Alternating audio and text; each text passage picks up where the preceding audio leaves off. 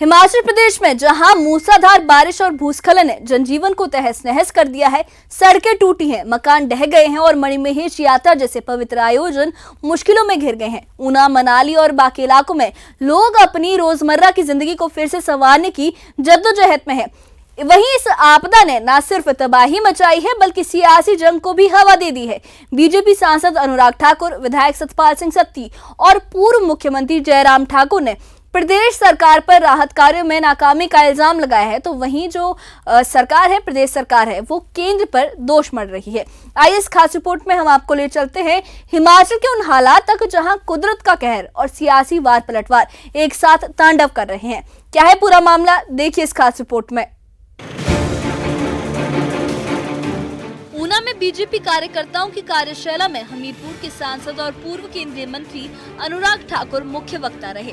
उन्होंने कहा कि बीजेपी कार्यकर्ताओं की पार्टी है और उन्हें संगठनात्मक गतिविधियों से अवगत कराना आवश्यक है।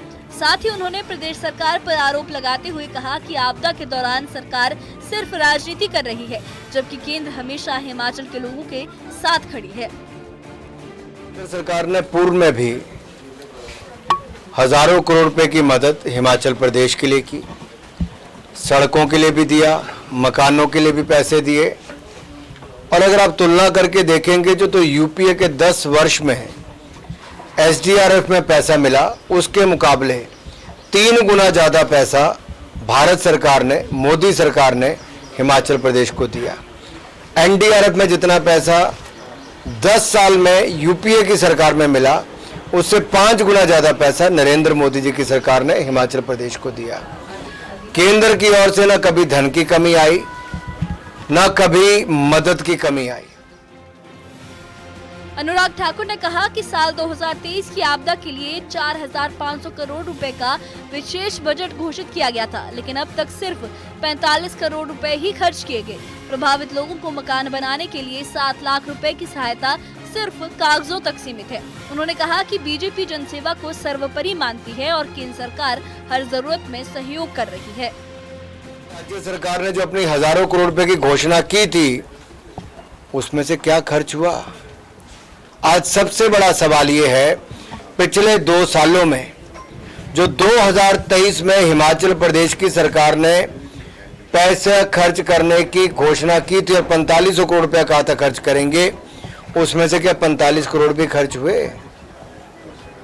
जो 7 लाख रुपया लोगों को मकान बनाने के लिए देने की बात कही थी, क्या 7 लाख रुपया 7 लोगों को भी मिल पाया कि पहली किश्त देकर ही काम रुक गया है?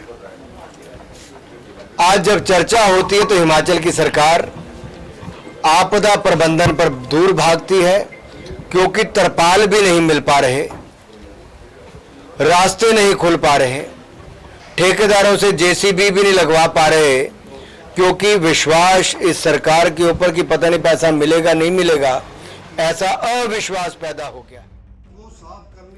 ऊना विधानसभा के विधायक सतपाल सिंह सत्ती ने कहा कि प्रदेश सरकार आपदा प्रबंधन में पूरी तरह से फेल है। 5 दिन बीत जाने के बावजूद कई सड़कें बंद है, प्रभावित लोगों को मामूली मुआवजा दिया जा रहा है और राहत कार्यों में गंभीरता नहीं दिखाई जा रही। उन्होंने कहा कि कानून व्यवस्था भी दयनीय है और अपराधियों को पकड़ने में जिला पुलिस असफल रही है।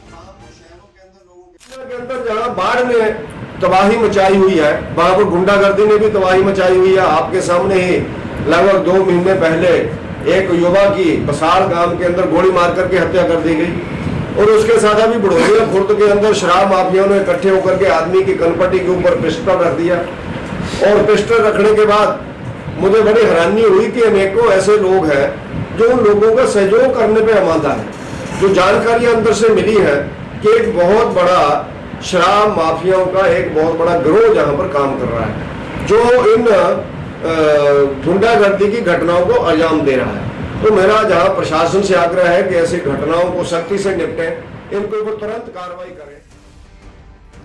वहीं पूर्व सीएम और नेता प्रतिपक्ष जयराम ठाकुर ने कहा कि प्रदेश के कांग्रेसी नेता आपदा आते ही सिर्फ केंद्र पर दोष मढ़ने लगते हैं। उन्होंने कहा कि प्रदेश सरकार अपने दायित्वों से पीछे हट रही है और जनता को राहत देने में विफल साबित हुई है। उन्होंने अवैध कटान पर कार्रवाई और आपदा के कारणों की जांच की भी मांग की। केंद्र पे ले जाना, ये मुझे लगता है कि एक इस तरह से एक साजिश है कांग्रेस के लोगों की कि भी हर बात के लिए केंद्र सरकार पैसा दे, केंद्र सरकार। लेकिन स्टेट गवर्नमेंट को भी तो चुना हुआ है। अगर केंद्र की सरकार चुनी गई है तो प्रदेश की सरकार को भी लोगों ने वोट दिए हैं। चुनी हुई सरकार, फर्स्ट रिस्पॉन्सिबिलिटी अगर किसी की है पहली तो वो स्टेट गवर्नमेंट की है। स्टेट गवर्नमेंट जो कर ही नहीं रही है कुछ। राशन के बिना लोग यहाँ इस हिमाचल प्रदेश में देवभूमि में आज की तारीख में परेशान है। अगर अवैध कटान हो रहा है तो सरकार को उसका संज्ञान लेना आवश्यक है। दोषी अगर हैं तो उनके खिलाफ कार्रवाई भी करनी चाहिए।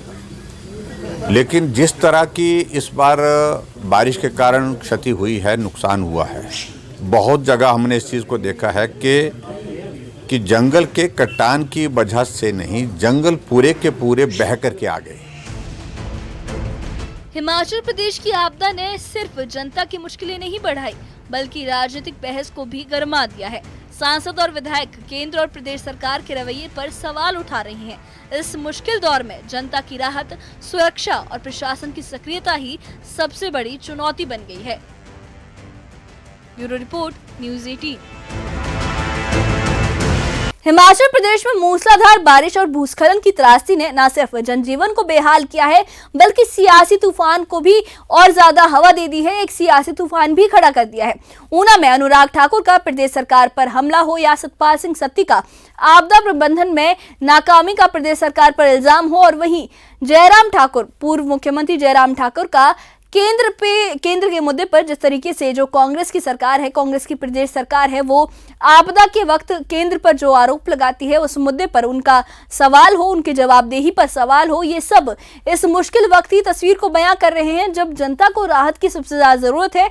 लेकिन साथ ही सियासत अपने चरम पर है। मणिमहेश यात्रियों का 100 किलोमीटर पैदल सफर हो, मनाली में टूटी सड़कें और ढहे मकान हो, इस आपदा की भयावहता को दिखाते हैं। मगर इन सबके बीच प्रशासन और सामाजिक संगठनों की कोशिशें जो लगातार राहत कार्यों में जुटे हैं, उम्मीद की तरह है बाकी लोगों के लिए। लेकिन इस वक्त जो सियासत है वो भी अपने चरम पर है।